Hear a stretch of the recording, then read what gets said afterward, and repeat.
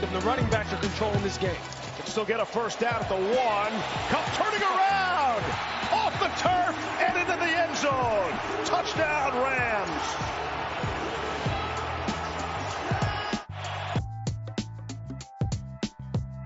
And welcome to Interesting to See, your daily sports podcast, news, narratives, takes, and gambling. Matthew, football, Stafford, right there.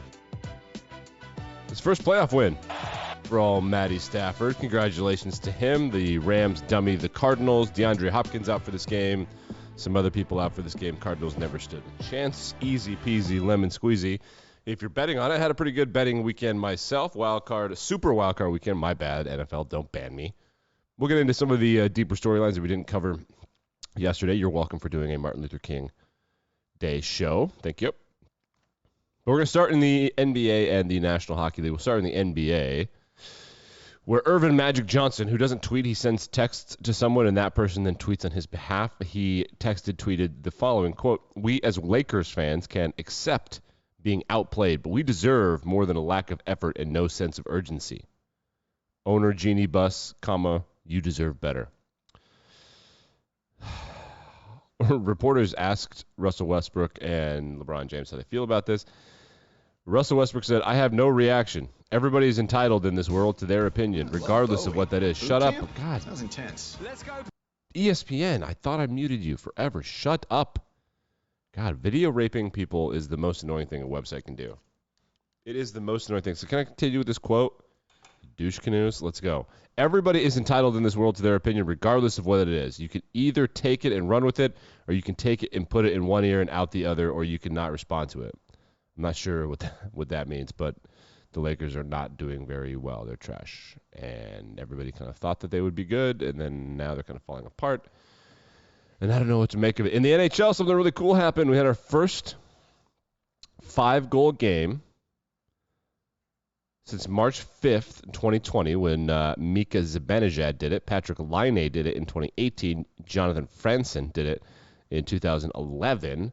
Then 2007, Marian Gaborik did it, and then Sergei Fedorov did it in 96, and so did Mario Lemieux. So it's very rare. Doesn't happen a bunch, but it's happened more and more recently. There's more scoring in the NHL, so let's go check in with this guy, Timo Meier. Congratulations to this dude. 5 goals in an NHL hockey game. Super rare. Turtle across for Meyer. Toe drag. He did it! History! What a guy. Shark Tank as Timo Meier becomes the first San Jose Shark in 31 years to score 5 goals in a game. That's the history of the franchise, 31 years for Timo Meier. Much respect to that guy. All right, let's move on to some football stuff. We'll do some super wildcard weekend storylines. You may have already seen this. During the Eagles and Bucks game, Troy Aikman is taking us behind the curtain, and you'd have to be an OG in the NFL broadcasting world to pull this kind of thing off. The Eagles are getting blown up by the Bucks, and Troy Aikman doesn't want to be there. He wants to be in Dallas covering the game of the weekend, the classic NFL matchup between the San Francisco 49ers and the Dallas Cowboys. Hey, Troy, how do you feel about what's coming up later on your competitor, CBS? Troy, and that game coming up, which is on CBS, which is the Dallas Cowboys hosting the San Francisco 49ers. We saw San Francisco with that overtime win in L.A. last weekend. That's going to be a good game. It's going to be a great game. I mean, a really good game. I think there's a lot of people that like to be calling that game. But Dude, that is effing hilarious. I think there's a lot of people that like to be calling that game. So apparently the rumor is that CBS paid extra money to have that time slot, and then the NFL, they knew ahead of time that the NFL would give that time slot to whoever paid the money for it, and now the Fox crew are fussy. And the Cowboys lost because the game wasn't on Fox. The Cowboys do not belong on Fox. It's not a Fox team. It's not a Fox game, but CBS, they wanted to do the Nickelodeon game, so they paid money for that spot, and ipso facto, the CBS crew gets to do the game because it's Nickelodeon and CBS are both Paramount and Viacom or whoever the hell owns them. Also, the weird thing is that Troy Aikman, the rumor is his contract is up and he might be out of town. He might be doing Thursday Night Football with Al Michaels on Amazon. That is the rumor. So Troy's also probably a little fuzzy that Tony Romo gets to be the former Cowboys quarterback that goes back there. Both of those games were boring. The Cowboys game managed to be boring while also being close. The fans not appreciative of everything. This video went viral. Here are some Cowboys fans throwing some shit at some Cowboys players. Look at this. You can watch this on YouTube. You can subscribe to the YouTube channel, whatever. Look, they're throwing things at their own players. Best tweet of this was that went on TikTok, I do believe. It might have been on Twitter. I'm not sure. If Eagles fans had done that, they would be talked about for decades. Just saying. Just saying. But who cares? It's just the Cowboys. No one cares about the Cowboys, allegedly. Other storylines from the Eagles-Bucks game. Bruce Arians in some hot water. You can watch this on YouTube as well. He's in some hot water. Bruce Arians comes in. He's pretty excited. He hits his player upside the head. There's some scrappiness going on. Look, watch it one more time. Comes in. He's pretty excited. Boom. He takes a whack at Adams. So there's been some investigation into the Antonio Brown thing, and people are starting to think that Bruce Arians is kind of a dick and that maybe he doesn't treat his players appropriately. That guy shouldn't have been in there, but I mean, it was a lot worse than that. Like, say, watch this. Was hurt. Boom. It just hit him, like, right in the head. He just hit him. Can't do that. So, yeah, that's something to pay attention to. Good old Bruce. Big injury last night in Rams-Cardinals. Buda Baker got a concussion, got knocked out. As he got knocked out, Cam Akers, who's back from an Achilles injury for his, like, second or third game, stepped over him, and he did this motion of, like, stay down, little boy, and it turned out that, like, he was knocked out. So Cam Akers, of course, tweeting out this morning saying that he was apologetic for doing that, and it not a good look. And that right there, boys and girls, ladies and gentlemen, is why taunting is illegal, because it's a gross, awful look to do that, especially when someone is there, like, lifeless. But Cam Akers tweeted out that he's doing fine and that he appreciates all of the well wishes. The Vikings completed a GM interview with Catherine Raichi. She is the Eagles' vice president.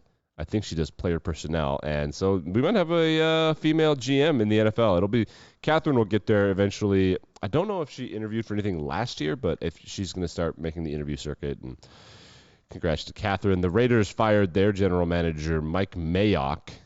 They leaked out of their coaching candidate search before they fired him. Just other random people that they're interviewing, and man, it's not a great look for anybody that you're looking for the replacement. Even though you should be looking for the replacement, you gotta be like, hey, you're fired. It doesn't, just gotta nut up about it, please, because it's just a terrible look to do that. All right, Monday Night Football, the last Monday Night Football game of the week, the Rams and the Cardinals. Matthew Stafford finally gets the playoff monkey off of his back. He wins a playoff game. 2 touchdowns. I had him at over 2.5, Matthew. There's no reason to hand the ball off. The interesting thing about what happened last night is that, the Cardinals never stood a chance. They're missing some of their best players and most important players. Then Buda Baker goes out, and they're really screwed. The interesting thing is the statistics of how Sean McVay managed Matthew Stafford. Stafford has very notably had a really, really terrible finish to the season. Bunch of pick sixes. He's put his team behind the 8 ball.